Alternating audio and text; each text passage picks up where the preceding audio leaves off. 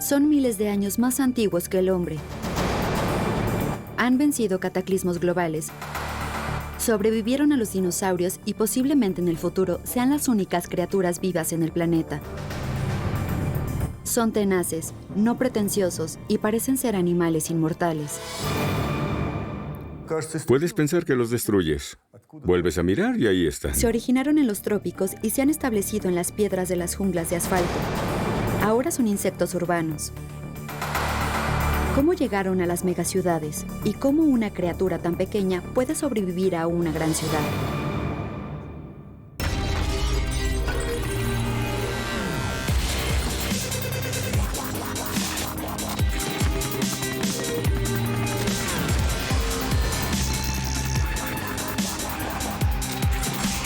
Jumanji, animales en la selva urbana, insectos. Las ciudades modernas son como hormigueros gigantes. El tránsito sin fin, el constante bullicio en las calles, un gran número de personas viviendo en diminutas células de apartamentos. Todo el mundo está ocupado con algo y con tanta prisa no notan que bajo sus pies hay un mundo igual de activo. Hablando en términos generales, existen dos tipos de insectos. Los sinantrópicos, que viven en los humanos. Estos son los parásitos que nos habitan de una forma u otra. Y aquellos que encontraron un hábitat cerca de nosotros. Después de todo, hay millones de especies de insectos. Algunos viven cómodamente en las ciudades. Los insectos urbanos crearon colonias adaptadas a la vida en las megaciudades. Estos pequeños pero valientes habitantes conquistan el territorio de sus enemigos e incluso las personas deben compartir sus hogares. Todos los insectos que viven con los humanos son insectos tropicales, son animales de calor y siempre viven en temperaturas superiores a 0 grados. Es una condición favorable para ellos. A su vez, el humano también crea condiciones favorables para él. Y gracias a estas condiciones, comienzan a llegar a las poblaciones de insectos y se instalan junto al humano. Los pequeños habitantes de los apartamentos han estado viviendo en las ciudades por mucho tiempo. La pequeña hormiga faraón roja es conocida por ser una de las pestes más fuertes e irradicables de la casa-habitación. Hace 200 años, los habitantes de las ciudades de Europa ni siquiera sabían de la existencia de este insecto. Fue hasta que un día las hormigas se escabulleron en los barcos mercantes junto con la carga. Así fue como comenzó la marcha por el planeta de este insecto. Fue llamado faraón porque fue descubierto durante las excavaciones de las pirámides de Egipto. A mediados del siglo XIX, la hormiga faraón se trasladó de Egipto a Inglaterra y desde entonces, con familia y equipaje, ha viajado hacia los 5 continentes. Las hormigas rojas también viven en nuestros bosques, pero la diferencia entre estas dos especies, la casera y la del bosque, es enorme. La hormiga roja del bosque es 2 veces el tamaño de la citadina. Esto da a la pequeña hormiga faraón una ventaja al poblar cualquier espacio en la ciudad, incluso los más estrechos. Las hormigas del bosque son famosas por sus increíbles habilidades de construcción. Erigen hormigueros de más de 2 metros de altura. Las hormigas caseras no son tan notables en ninguna actividad creativa. No construyen hormigueros, pero por otro lado, al adaptarse a la vida en condiciones urbanas, muestran bastante inventiva al escoger su lugar de residencia. Para las hormigas faraón no es suficiente hallar un pequeño agujero en un muro para crear un nuevo hormiguero. Necesitan encontrar un espacio mucho más grande. Lo más importante que necesitan es un lugar aislado, es decir, uno oscuro, que si es posible no entre la luz y que esté muy húmedo. Eso es porque las hormigas necesitan de la humedad. A lo que me refiero es que se crían en un ambiente húmedo. Entonces necesitan un hogar oscuro y húmedo. Naturalmente tiene que estar muy profundo para evitar el ruido, las vibraciones y los invitados no deseados. Así son felices. Las hormigas rojas del bosque se alimentan de plagas, por lo tanto, las protegen de los parásitos. Mientras que las habitantes caseras consumen prácticamente de todo, destruyen no solo productos comestibles de la cocina, sino dentríficos, jabón y hasta cera para zapatos. Si la colonia es grande, es decir, si su tamaño es bastante desarrollado, entonces podrán comer todo lo que se les ponga enfrente. A lo que me refiero es que si alguna de ellas muere, se convierte en un platillo más a la mesa, así que saben que deben permanecer vivas. Pueden sobrevivir en condiciones austeras. La hormiga faraón es capaz de estar sin alimento hasta 8 meses. Además, estas trabajadoras de 6 patas, a diferencia de sus primas del bosque, no pelean por nuevo territorio. Al contrario, las colonias se unen y entre todas forman comunidades gigantes que consisten de millones de obreras y cientos de reinas. El problema con ellas es enorme, porque es una colonia difusa, gigante, con miles de millones de hormigas. Viven en agujeros, en los muros, algunas en el concreto. Una vez tuve una colonia viviendo en una caja repleta de floppy disk. Y ahí estaban todas procesando datos hasta que las encontré. Ellas no son agresivas entre ellas. Esto es porque las reinas mandan. Las órdenes se siguen y el territorio está protegido. Es una ausencia total de agresividad. Y si hay varias reinas, todas mandan. Y toda la colonia se convierte en una familia. Se propagan a un paso frenético, y de pronto dentro de su casa ya existe una megalópolis llena de obreras imparables. Puedes luchar contra ellas. Lo puedes hacer durante mucho tiempo, matarás a algunas, pero llegarán millones nuevas. Y aunque las intrigas y los juegos políticos no son naturales a las hormigas, algunas muestran manifestaciones de rebeldía. Las hormigas rojas del bosque tienden a usurpar el poder. Una joven reina de esta especie no puede construir un hormiguero por sí sola. Entonces, encontrará colonias huérfanas de diferentes especies y reemplazará a sus viejas reinas. En este caso, las hormigas de la colonia esclavizada servirá a la reina extranjera hasta que un descendiente de la antigua la reemplace. Pero para la hormiga roja urbana, la hembra reproductora no siempre es la reina. Las obreras la pueden asesinar si no cumple con sus expectativas o pueden exiliar a un hormiguero vecino. Por esto, no nos sorprende que siempre tenga una docena de reinas en espera. Si tienes la suerte de encontrarte con una de las reinas y asesinarla, la colonia no morirá con ella. Tienen otras 40 más. En todas las colonias de hormigas hay una estricta división de labores. Cada individuo tiene su propia profesión. Algunas cuidan de los huevecillos, otras limpian el territorio y unas más encuentran la comida. Hay hormigas constructoras, exploradoras y soldados. Estas son obreras y el hormiguero es dirigido por la reina, la hormiga reproductora, la cual pone huevos toda su vida y se asegura del crecimiento de la colonia. Al moverse a la ciudad, las hormigas mantuvieron la compleja estructura de su vida social, pero aprendieron a poblar territorios nuevos para ellas. Por ejemplo, tenemos a la hormiga negra de jardín. Pensamos, una especie completamente salvaje. Y luego ves a hormigas saliendo de grietas en las banquetas. Esto es porque el asfalto tibio es perfecto para que ellas construyan sus hormigueros y sean calentados por los rayos del sol. Esto es perfecto para ellas. ¿En dónde en la naturaleza encontrarían piedras tan perfectas? Entonces aparece el asfalto y bienvenido. Observar a las colonias de hormigas en condiciones urbanas se ha convertido en un pasatiempo. Pequeños hormigueros son colocados en contenedores herméticos transparentes. Las personas crean las condiciones favorables para ellas con la finalidad de observar cómo las colonias crecen y se desenvuelven. Es interesante porque se desarrollan. Me refiero a que, por ejemplo, tienes una pequeña colonia y crece frente a tus ojos y eres partícipe del proceso. Las alimentas, las proteges y crecen en cantidad, por supuesto. Puedes observar todo el proceso. Lo que sucede en una granja de hormigas es una copia reducida de la vida que llevan los insectos en un enorme hormiguero. Y ver esto es como espiar a las habitantes de una colonia. Cada hormiga tiene una función. Hay soldados, hay exploradoras, hay niñeras y puedes observarlas a todas.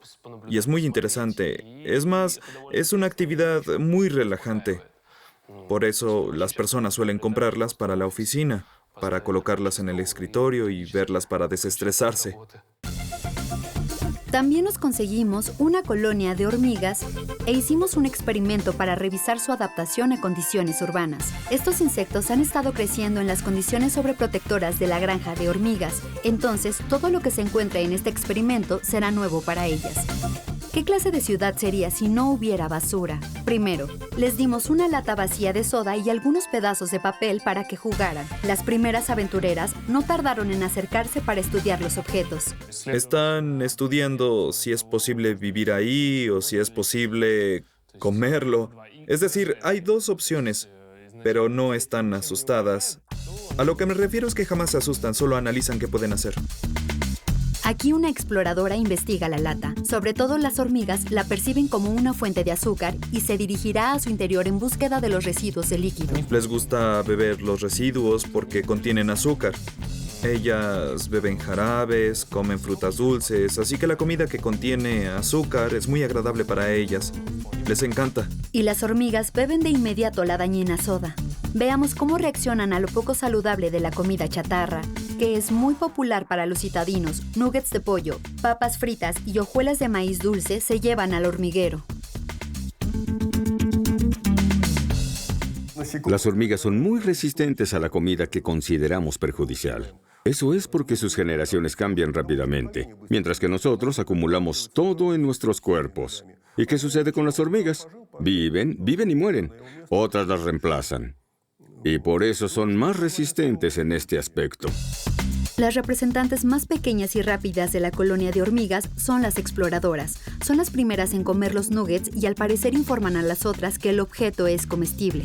No solo cuentan el descubrimiento al regresar. Tras de ellas, dejan un rastro de olor para que las sigan. Y las otras recorren el mismo camino. Incluso si el camino es serpenteante, ellas no se confundirán jamás o se perderán. Irán directo a la comida aunque no hayan estado ahí. Cada vez hay más hormigas cerca de los nuggets. Al parecer les agradó este tipo de comida. Algunas incluso han dado grandes mordidas y cargan enormes pedazos. Tal vez los lleven al hormiguero porque no todas sus hermanas salieron a comer. Solo una parte de las hormigas deja el hormiguero. Existen dos opciones, ya sea que guarden la comida en ellas mismas y vuelvan para alimentar a las que no salieron, usualmente las niñeras o la reina misma. Ellas están en el interior y solo dejarán el hormiguero en situaciones urgentes. O no coman la comida, sino que lleven un pedazo al interior del hormiguero y entonces lo ofrezcan a todas aquellas hormigas que no salieron a nutrirse. Y ahora hormigas más grandes se unen al festín de comida chatarra.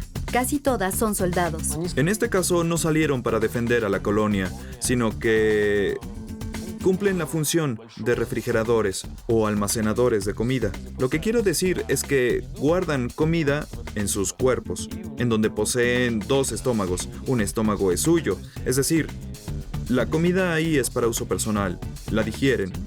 Y el segundo estómago es un lugar de almacenamiento. Ellas almacenan la comida dentro de ellas mismas en caso de que, cuando estén dentro del hormiguero haciendo sus labores correspondientes y alguna otra hormiga se les acerca a pedir comida, puedan descargar el botín que consiguieron.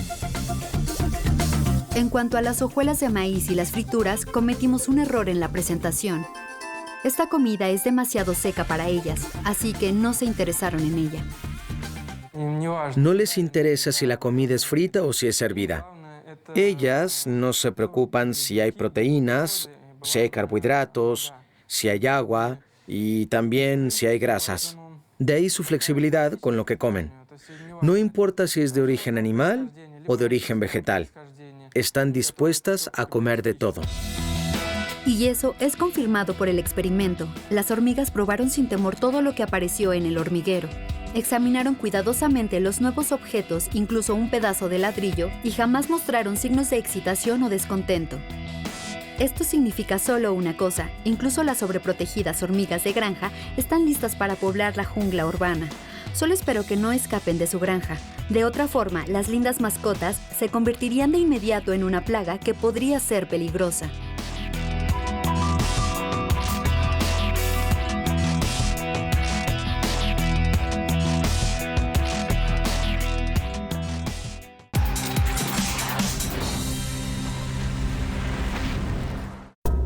A principios del siglo XXI, los insectos extranjeros aparecieron en las ciudades rusas y tan solo en pocos años se convirtieron en un terrible problema. Actualmente en Moscú, las chinches de cama son, si no el principal problema, sí el número uno.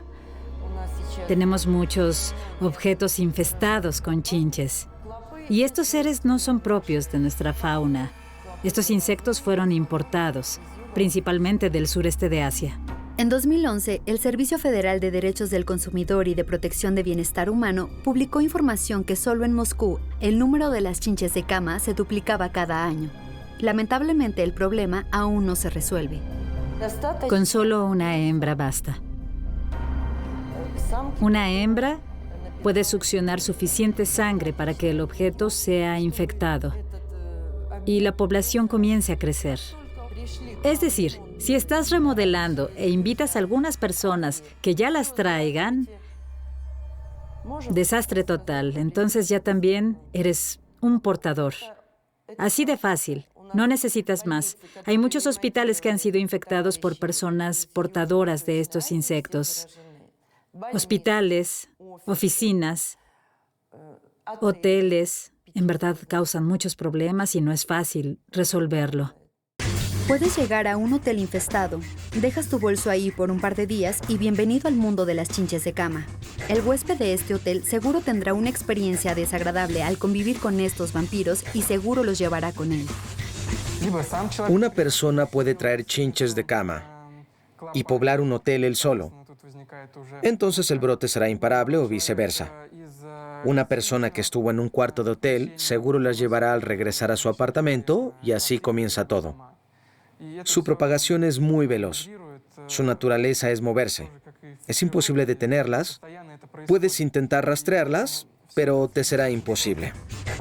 Incluso los experimentados biólogos de Moscú admiten que no recuerdan una invasión de chinches de cama en la capital antes que esta. Pero también podemos encontrar un objeto para estudio entomológico en las calles. Bueno, yo soy un científico y me pregunto, ¿qué puedo estudiar?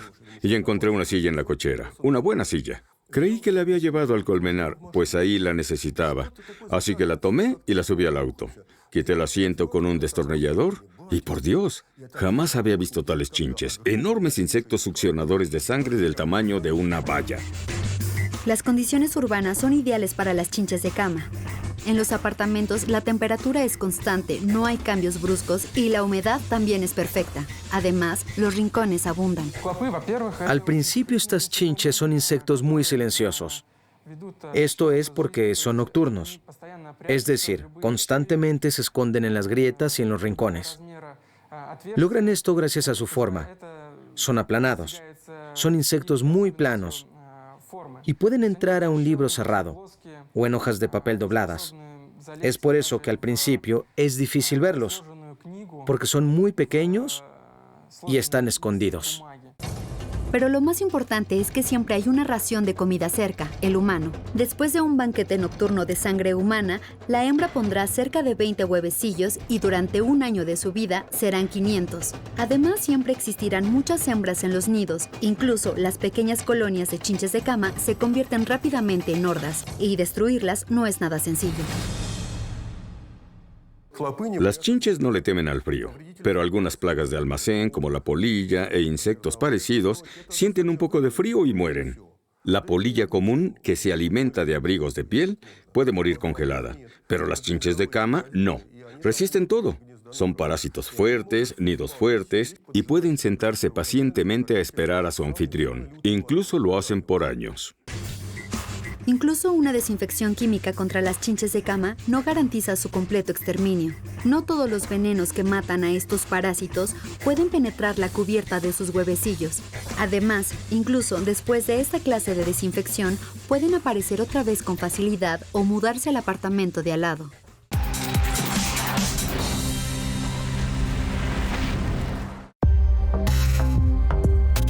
El laboratorio de biocontrol de insectos del Centro de Desinfección de Moscú está repleto de peligrosos insectos, pero aquí están para hacer el bien y no el mal. Cucarachas, pulgas, chinches de cama, mosquitos y otros animales de 6 patas son criados para experimentación. Estos típicos habitantes urbanos son usados para probar la efectividad de los productos pesticidas. En nuestro laboratorio, las cucarachas se dejan libres en un contenedor. El contenedor está abierto, pero a pesar de eso, las cucarachas no pueden trepar y salir. Es porque las paredes están untadas con gelatina de petróleo, y los insectos no pueden arrastrarse sobre este tipo de sustancia, aunque sus patas están equipadas con dispositivos especiales que les permiten trepar por superficies resbalosas. La gelatina de petróleo es insuperable. La cucaracha alemana apareció en la megalópolis en la Rusia del siglo XVIII. Fue llamada alemana porque las personas creían que había sido traída por soldados que regresaban a Rusia tras la Guerra de los 7 Años, un conflicto militar entre dos coaliciones por la hegemonía de Europa. Sin embargo, en la Alemania occidental, la cucaracha es llamada hombre francés y en la Alemania del este ruso. Por lo tanto, los científicos difieren sobre su verdadero origen. Unos dicen África, los otros Asia. Aunque la verdad no importa, con ayuda del humano, la cucaracha alemana se ha esparcido por todo el planeta. En cada una de estas botellas hay entre 2 y 3.000 cucarachas alemanas. Esta cantidad sería suficiente para poblar densamente el más alto rascacielos del mundo, pero desde el punto de vista científico no son suficientes. Por ejemplo, cerca de 1.500 cucarachas son necesarias para las pruebas de registro de un solo insecticida. Para conducir una prueba creíble y estudiar todas las propiedades del insecticida en una sustancia u otra.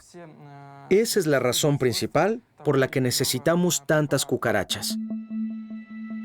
Por los últimos años, muchos han hecho la misma pregunta. ¿A dónde se han ido las cucarachas de los apartamentos?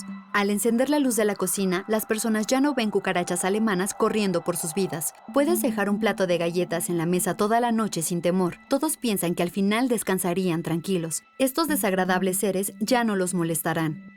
Sin embargo, algo que evita que los citadinos disfruten su libertad es su destino y no el de las cucarachas lo que les preocupa. Las personas pueden sentirse a salvo en sus hogares cuando los insectos no están o deben preocuparse por eso. Hay teorías que ofrecen una explicación al por qué las cucarachas se han ido. Algunos culpan a la radiación electromagnética de alta frecuencia. Al parecer, al estar repletos de equipos, los edificios de apartamentos ya no son atractivos para que los insectos vivan ahí. Otros investigadores están convencidos que las cucarachas fueron envenenadas con comida genéticamente modificada que se encuentra en los hogares. Algunos biólogos creen que las cucarachas no toleran los plásticos modernos y los alejan con su olor penetrante. Otra hipótesis es, las cucarachas perdieron la competencia con las hormigas caseras que al parecer son más fuertes y vencieron a sus rivales con antenas. Sin embargo, ninguna de estas teorías ha gozado de comprobación científica. Además, los entomólogos aseguran que las cucarachas fueron, son y serán nuestros vecinos de ciudad. Las cucarachas no se han ido a ninguna parte. Su número se redujo significativamente, pero el problema aún existe.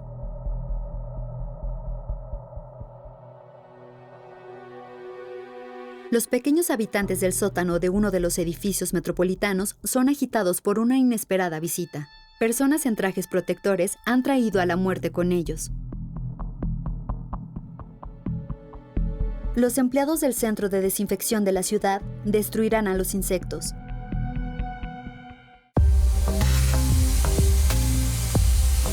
Los exterminadores desinfectan prácticamente cada grieta, revisan los escondites más remotos para que la plaga no tenga dónde ocultarse y a dónde escapar. Al aplicar el método de niebla fría, es decir, con pequeñas gotas, esparcen la solución acuosa del veneno concentrado. Las sustancias se seleccionan individualmente para cada cuarto. No se puede usar la misma sustancia en dos. De otra forma, no habría resultados. Los insectos desarrollan resistencia a los insecticidas, es decir, se acostumbran a ellos. Y el aumento de la dosis no resuelve el problema. El lugar favorito de las cucarachas en los sótanos son los conductos de ventilación. Las condiciones de ahí son ideales para la vida de la cucaracha alemana. El calor y la humedad son perfectas. En tales circunstancias, ni el veneno más poderoso las podría destruir de inmediato. Es todo un reto inventar un veneno que mate cucarachas, pero no que mate a humanos. Porque los insectos son mucho más resistentes. Si las cucarachas eligen su hogar, entonces será casi imposible desalojarlas de ahí. No importa lo que los exterminadores usen para destruirlas, ellas siempre regresarán. No le temen ni a los ataques venenosos ni a la hambruna. Bajo condiciones adversas, las cucarachas podrán consumir plástico como una comida alternativa. Y realmente, esto se explica porque su inclinación biológica crea en el hábitat de las cucarachas un enorme deseo para poblar cualquier lugar y sobrevivir en las condiciones más adversas, es decir, menos favorables. El hecho de que las cucarachas puedan comer cosas no comestibles habla de la increíble vitalidad de esta especie de insectos. Es posible que en el futuro la evolución modifique los dientes en su estómago y aprendan a digerir plástico, goma y cualquier otro material sintético. En este punto, las cucarachas no son capaces de sobrevivir comiendo solo plástico. Su comportamiento es solo un intento de adaptación. Necesitan una inclinación biológica. Los entomólogos creen que solo los insectos que aprendan a usar sustancias artificiales serán capaces de sobrevivir en las ciudades del futuro. Después de todo, en las megalópolis cada vez hay menos materiales naturales y mientras las cucarachas apenas intentan comer el plástico, hay algunos insectos que ya se han adaptado a él. La polilla glotona agregó a su dieta las bolsas de plástico que cubren la comida. En su estómago existen bacterias que son capaces de digerir el polietileno. Tal vez esta será una tecnología normal en el futuro, una nueva forma de reciclar los productos de plástico. Además, este apetito es benéfico para el humano. Pero no olvidemos que la polilla de la ropa se apega a sus preferencias tradicionales y felizmente come costosos abrigos de piel que guardamos en el armario. Por cierto, solo las larvas comen ropa. Una polilla adulta no posee boca y además vive pocos días. La larva de la polilla también ha probado pieles de imitación, es solo que no pueden sobrevivir con una dieta sintética. Las comen, pero no hasta saciarse. Como se dice, si no puedo tener algo, tampoco tú lo tendrás. El abrigo de imitación de piel está arruinado. No pueden sobrevivir alimentándose de él, pero los insectos deben comer algo. Y es interesante porque una piel de imitación huele distinto a una piel natural. La apariencia externa es lo que las atrae. Está claro que se alimentan de algo artificial solo porque tienen hambre. No solo los insectos de casa dominan las peculiaridades de la ciudad, también los insectos de la calle. Para los pulmones verdes de la capital, parques, jardines y avenidas, las abejas y abejorros son esenciales. Son los únicos intermediarios en la polinización de los árboles y las plantas. Al llevar polen de una flor a otra, las abejas y abejorros no solo ayudan a la floración y desarrollo de la fruta en los árboles, también revitalizan la vegetación citadina. Sin embargo, la ciudad también influye en estos insectos.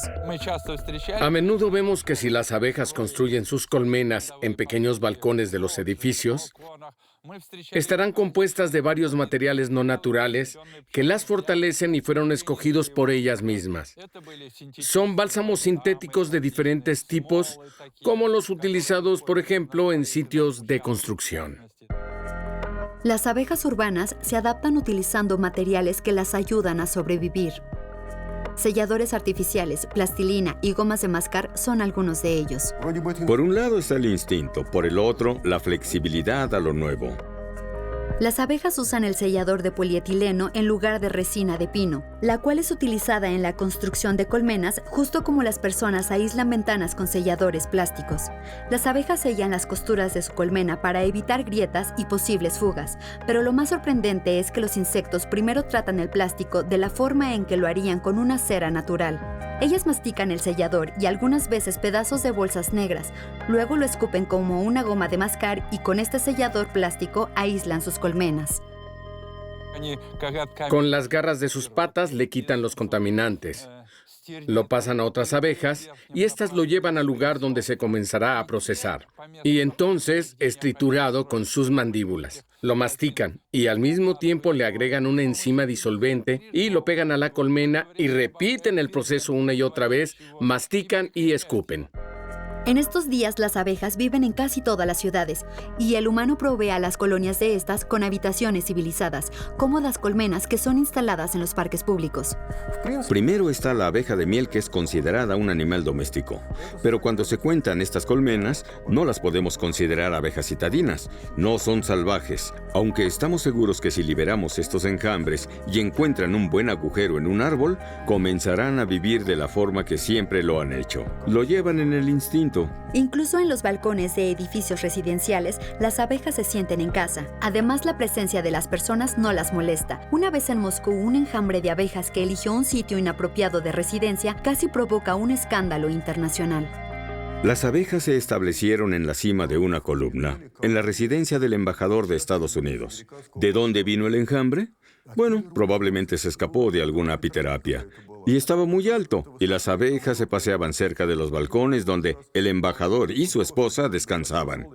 Y es claro que tuvieron un encuentro, y si una abeja los picaba sería un escándalo internacional. Entonces decidieron destruirlas.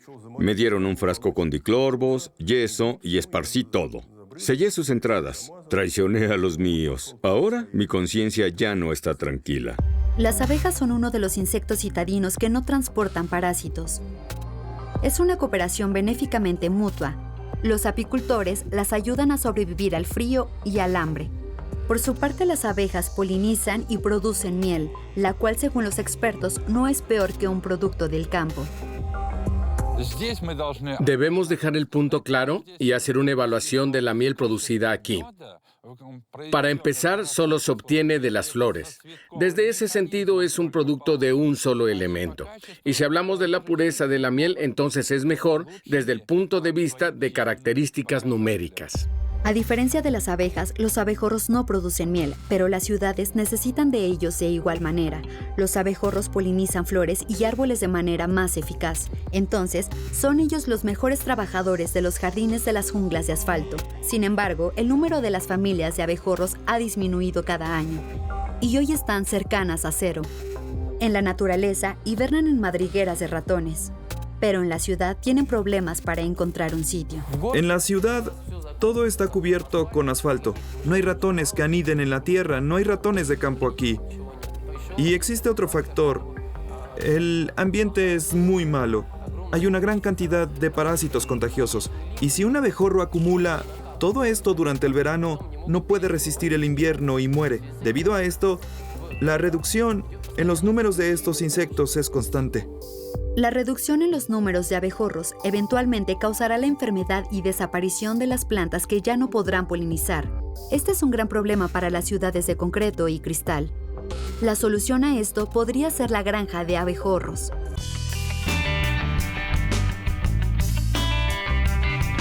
Esta es una granja de abejorros única. Solo existen 2 en Rusia. Jamás veremos tantos abejorros juntos en la naturaleza. Son criados para trabajar en jardines. Ellos ayudan a crecer a los vegetales de invernadero. Si no fuera por estos insectos afelpados, la escasez de pepinos locales, en especial en invierno, sería un desastre para todos. Sin embargo, con los años de la crianza de abejorros, se descubrió un efecto secundario. Las fuertes y saludables reinas comenzaron a reproducirse y crearon nuevas colonias cerca de las colmenas de sus progenitoras. Poco a poco se mudan a la ciudad. Se cree que los abejorros roban miel a las abejas y por lo tanto deben ser destruidos, pero no es cierto, los abejorros son mucho más trabajadores que las abejas. Enfrentan al frío y a los días nublados, mientras que ellas no salen de la colmena. Además, tienen una larga probóscide y colectan néctar en flores profundas, donde las abejas no pueden llegar. Al buscar comida, pueden volar a una velocidad de 60 kilómetros por hora y polinizar más de 1000 flores por vuelo. Cada mañana en la granja de abejorros comienza un proceso íntimo. Abejorros hembras y machos son colocados en el laboratorio de parejas. Así comienza el proceso de reproducción de nuevos polinizadores. Esta es la madre elegida. Los machos no pican como las hembras, y las reinas son las mejores en eso. Trabajar en esta granja requiere coraje. Raro es el día que no eres picado. Las personas trabajan con luz roja al estar con reinas agresivas. Desorienta a los insectos y no pueden atacar. Cada etapa de la crianza requiere un laboratorio diferente. Aquí las colonias de abejorros son preparadas para ser recolocadas. Así se ve un nido que no ha sido movido. Esta es la caja de afuera. Ponemos jarabe aquí, hay 3 litros de jarabe, pesa 3 kilos. Y en la parte de abajo hay espacio para que vivan todos los abejorros. Debe tener un acceso, así los abejorros pueden beber el jarabe mientras descansan. ¿Por qué jarabe y no polen? Porque ellos traen polen de las plantas y si les ponemos polen no saldrán a trabajar, solo se sentarán a comer. Una fuerte colonia de abejorros incrementa su rendimiento entre 30 y hasta 50%.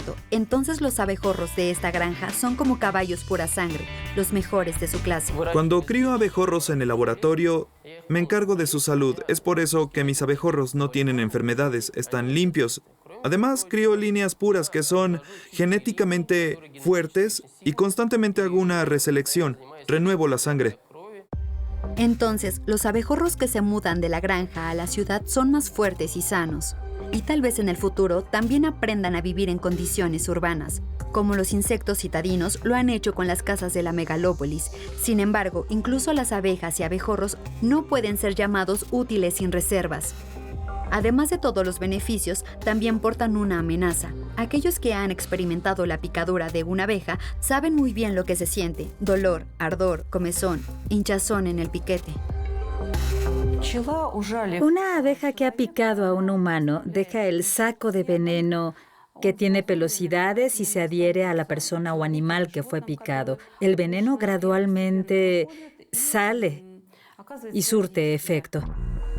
Pocas personas saben que la picadura de 50 abejas es mortal. Y no es una situación rara. Las colonias de abejas consisten de miles e incluso decenas de miles, y sin darte cuenta molestas a una colmena, puedes provocar un ataque de todo el enjambre. Sin embargo, el mayor peligro radica en que existen personas que son alérgicas a las abejas y abejorros. Pueden provocar algunos tipos de irritaciones, broncoespasmos, y la manifestación más severa es un choque anafiláctico. Es decir, ocurre una fuerte reacción vascular y el paciente pierde el conocimiento. El choque anafiláctico por picadura de abeja puede producir la muerte.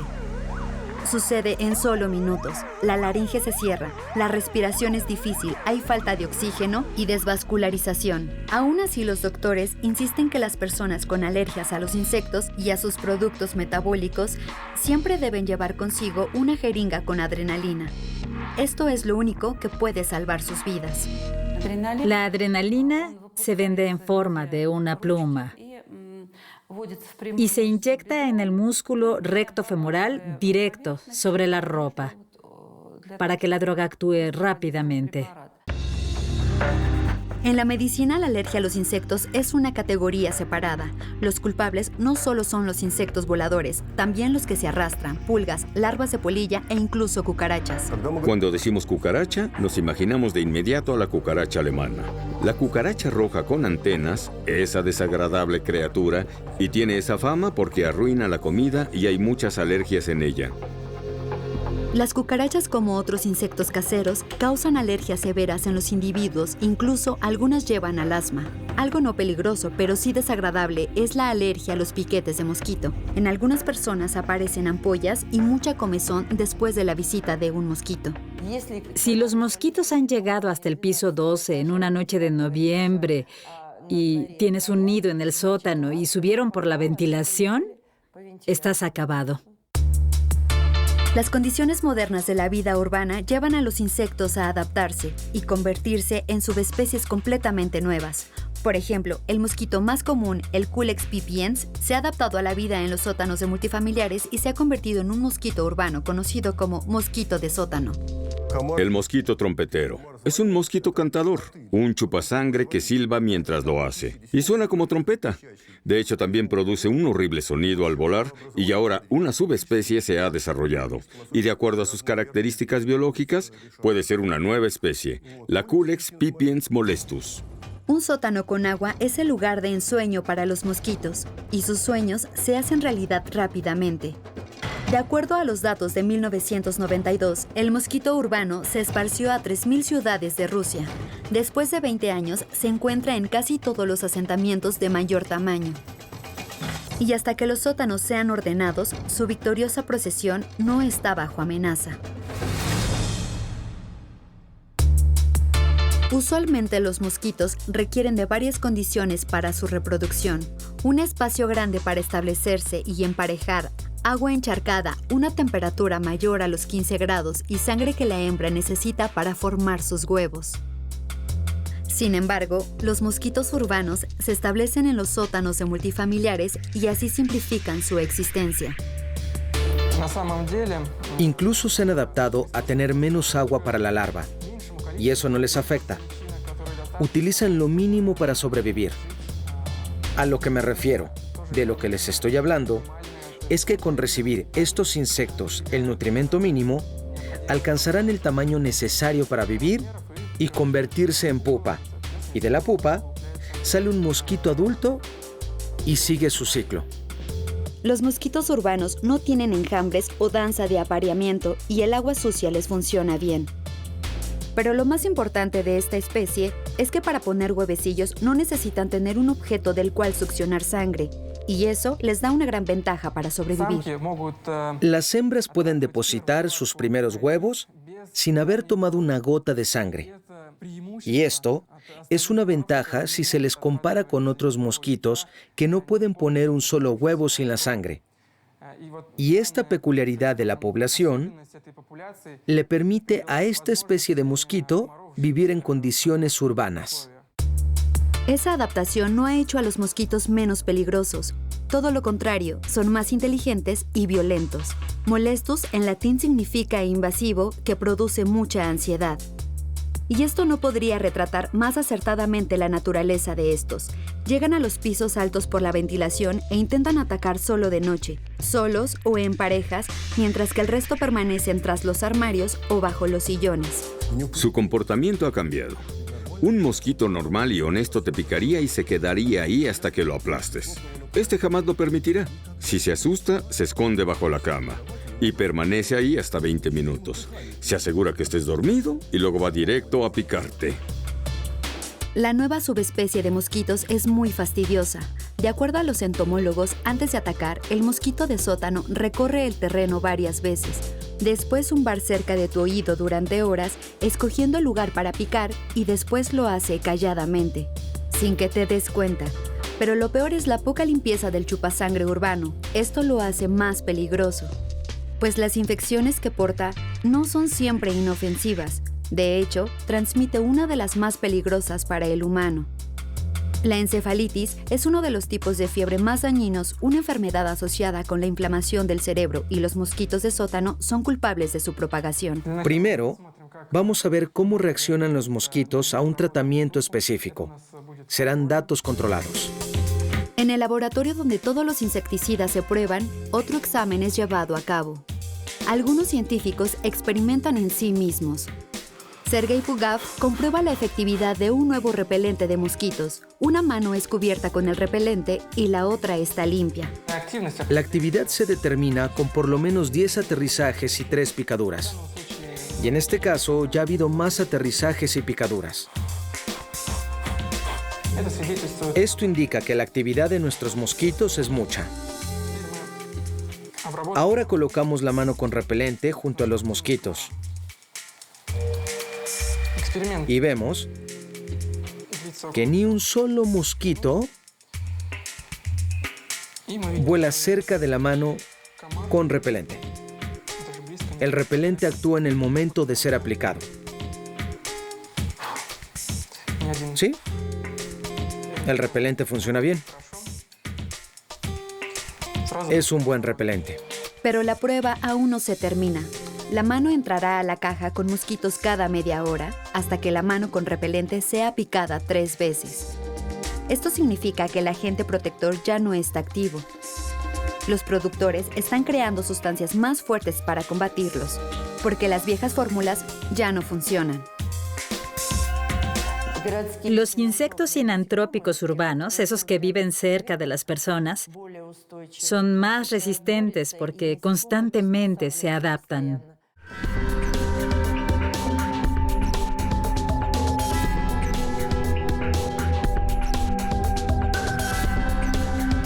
No importa qué tan peligrosos o dañinos sean los insectos, tenemos algo que aprender de ellos. A pesar de su pequeño tamaño, los mosquitos y cucarachas son más fuertes que nosotros. Su plasticidad biológica, su habilidad para cambiar y adaptarse al ambiente, sorprenden todos los días a los científicos. Hasta ahora los entomólogos no han podido revelar todos los secretos de estas criaturas, pero tal vez sean estos secretos los que en un futuro puedan salvar a la humanidad de la extinción.